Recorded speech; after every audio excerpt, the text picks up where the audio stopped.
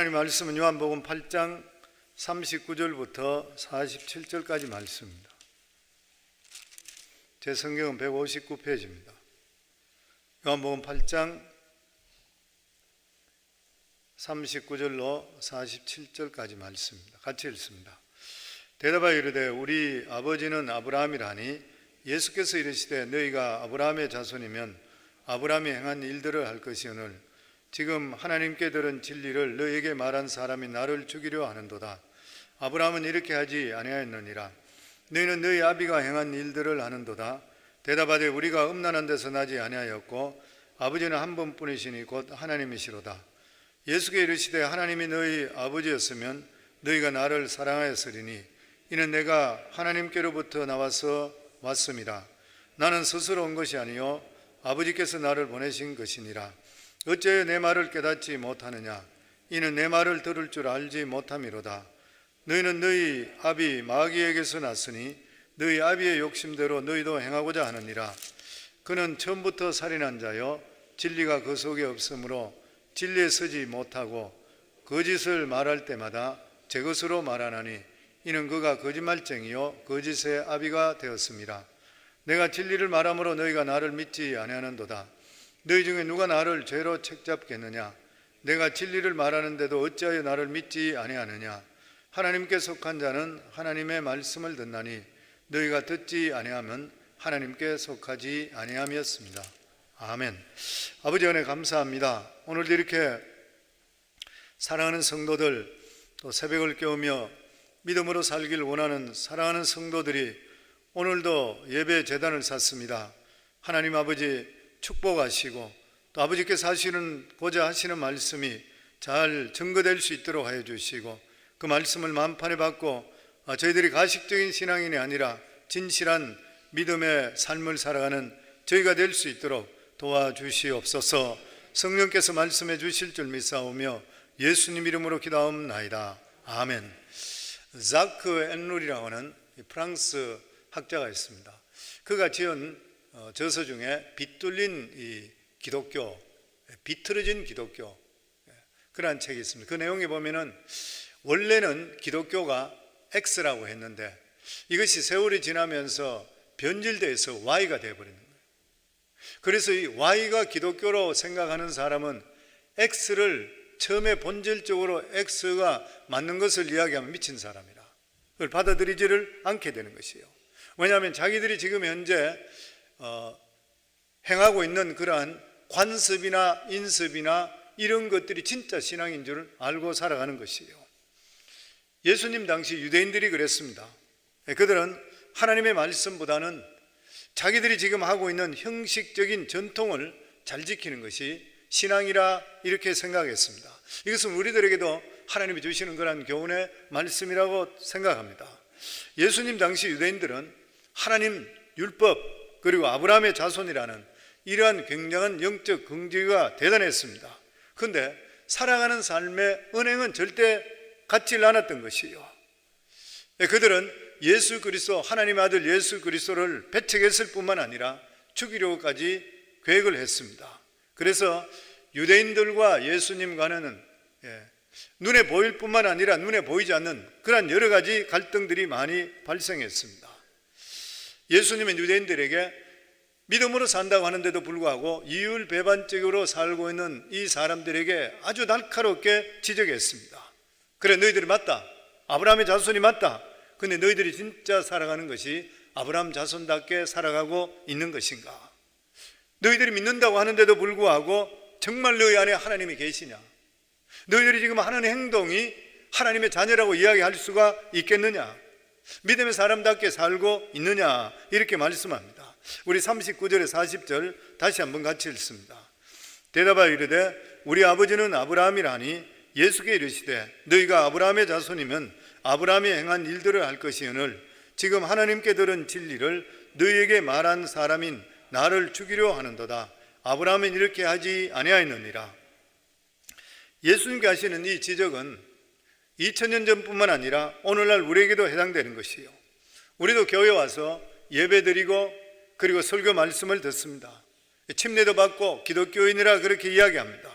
그런데 살아가는 삶들을 볼 때 은행들을 보게 될 때는 하나님 안 믿는 사람과 별 차이가 없는 것이요, 결정적인 순간이 오게 되면 안 믿는 사람과 전혀 차이가 없는 것이요, 예수님께 지금 이러한 점을 예리하게 지적하고 있는 것이요, 사람은 누구에게 속해졌느냐에 따라서 그 말과 행동이 달라지게 되어 있습니다. 하나님께 속해진 사람은 하나님을 닮아가는 것이고 하나님의 뜻과 말씀에 합당하게 사는 것이요, 그런데 세상에 속해져 있는 사람은 보기에는 교회 다니는 것 같은데 말하는 거, 행동하는 거, 살아가는 삶은 사탄에 속해져 있는 것이요. 그래서 여기 보면 예수님은 아브라함의 자손에 주장하는 자들에게 직설적으로 말씀합니다. 41절입니다. 같이 읽습니다. 너희는 너희 아비가 행한 일들을 하는도다. 대답하되 우리가 음란한 데서 나지 아니하였고 아버지는 한 분뿐이시니 하나님이시로다. 너희들이 하나님을 믿는다고 하는데도 불구하고 내 말은 모두 거절하는 것이구나. 왜 그러냐면 너희 마음속에 너희 아비인 사단의 마음인 미움과 살인과 질투가 너희 속에 있기 때문인 것이라. 너희는 하나님 이름을 실질적으로 사용하고 있는데도 불구하고 생각하고 행동하는 것은 마귀하고 똑같다. 지금 주님 그렇게 말씀합니다. 이렇게 주님께서 지적하게 됐을 때 유대인들이 자존심이 상했는 것이에요. 그래서 그들이 하는 말이 우리는 음란한 데서 나지 않았고 우리 아버지는 한 분뿐인 하나님이시라. 그런데 어떻게 우리에게 이런 말을 할 수 있느냐, 이렇게 반박했습니다. 그러자 42절입니다.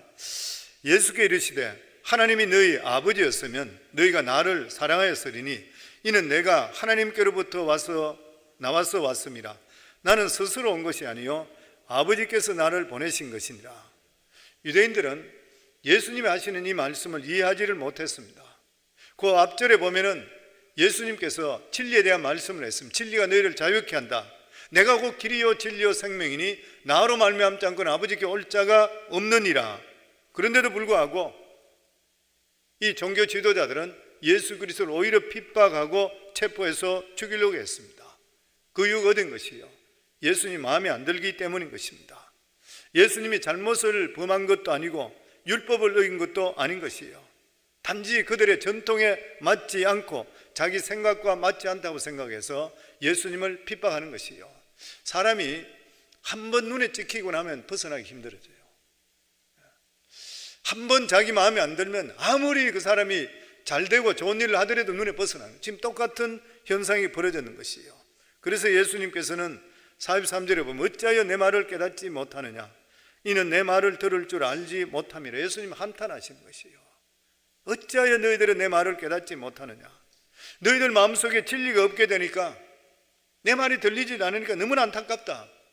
이 마음속에 진리가 없으면 하나님 말씀이 안 들립니다. 헛소리로 들리는 것이요. 마치 공중에 전파가 아무리 많이 지나가더라도 수신기가 없으면 잡아내지 못하잖아요. 똑같은 거란 말인 것이요. 예수님 너무 답답해했습니다. 당시 유대인의 영적 무지의 이 모습은 현대인 우리 살아가는 모습들하고 너무나 많이 닮아 있는 것이요. 하나님의 살아계신 말씀이 선포되는데도 불구하고 마음이 강팍해지면 받아들이지를 않는 것이요. 왜 그런 것입니까? 사탄이, 세상이 우리 마음을 점령하고 있기 때문인 것이요. 그래서 하나님 말씀이 우리 속에 들어올 수 있는 여유가 없는 것이요.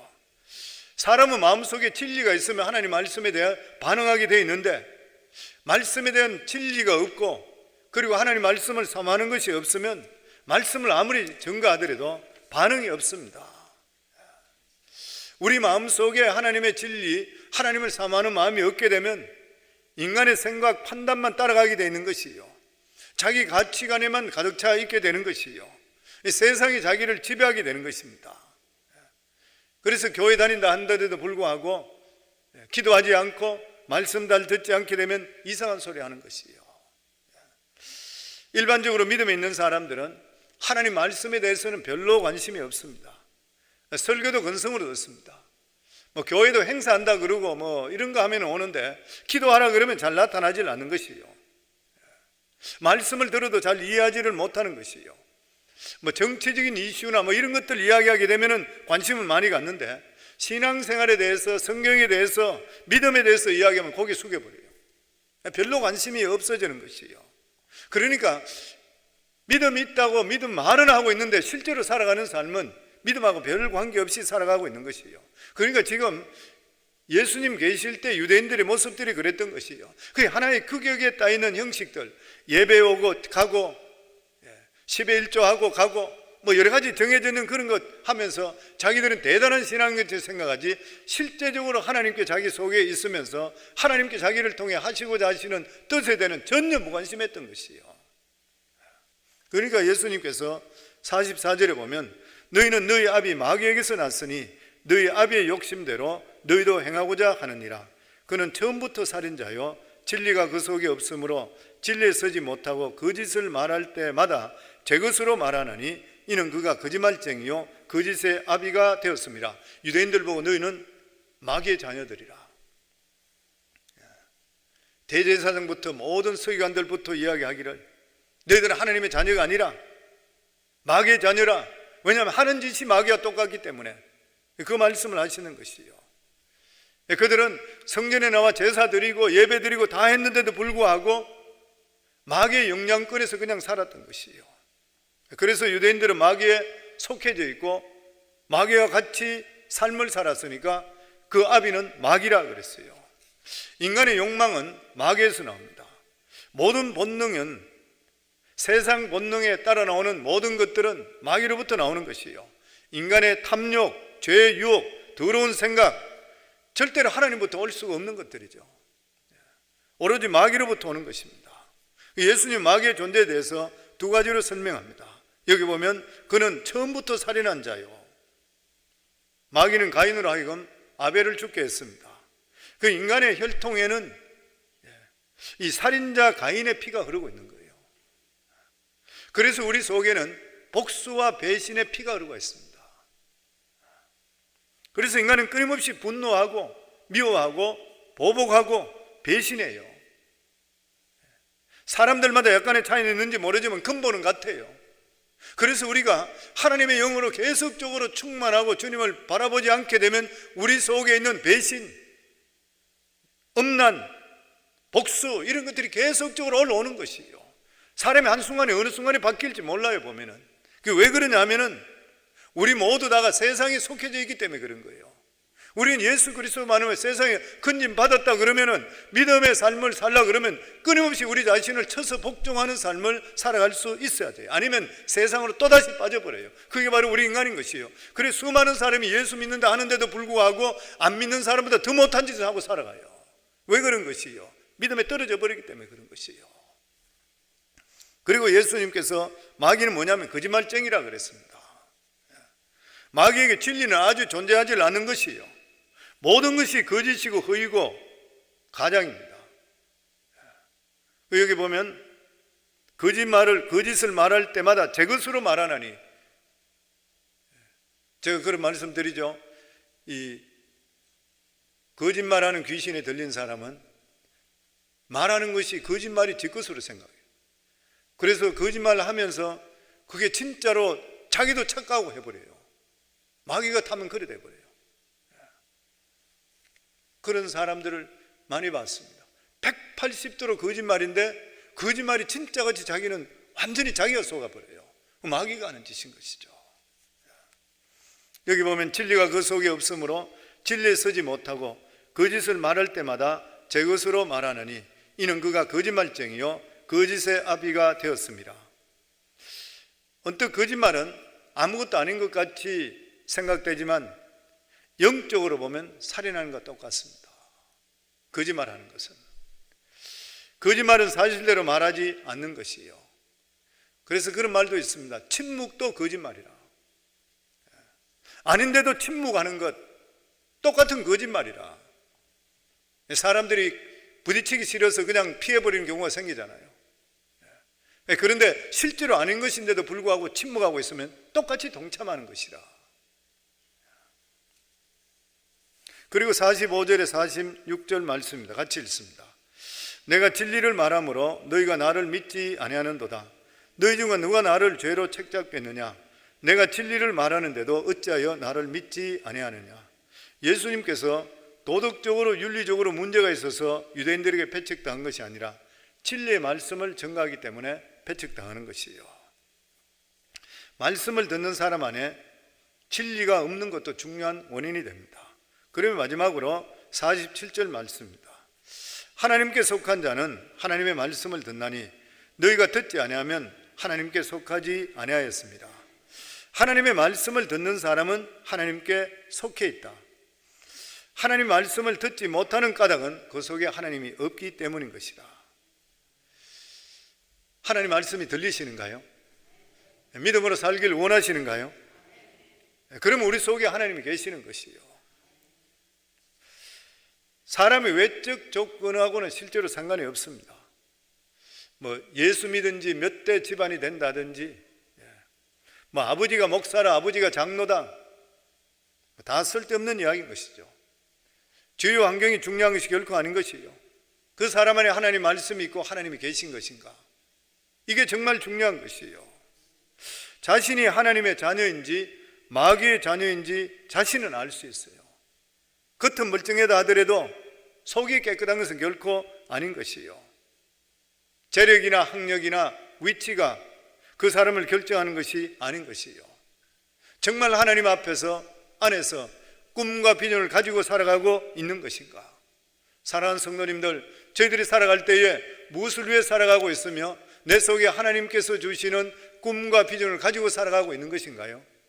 아니면 그냥 교회에 와서 내가 예배 드리고 복이나 받고 끝난다는 생각은 이러한 아주 치프한 그러한 신앙을 가지고 있는 것인가? 우리 자신들을 돌아볼 수가 있어야 되는 것이요. 하나님께서는 오늘도 하나님의 말씀으로 충만하기를 원하시고 우리의 돌아가는 삶이 하나님께 영광 돌리는 삶을 살기를 원하고 계십니다. 형식에 묶이지 마시고 우리 자신 한 사람 한 사람들이 오늘 이 순간 내가 하나님과 어떤 관계를 맺고 있는 것인가, 우리 자신들을 돌아보고 주님과 깊은 관계를 맺을 수 있는 이러한 형식적인 틀에서 벗어나고 주님과 깊은 관계를 맺을 수 있는 저희 모두가 되기를 주 이름으로 축원합니다.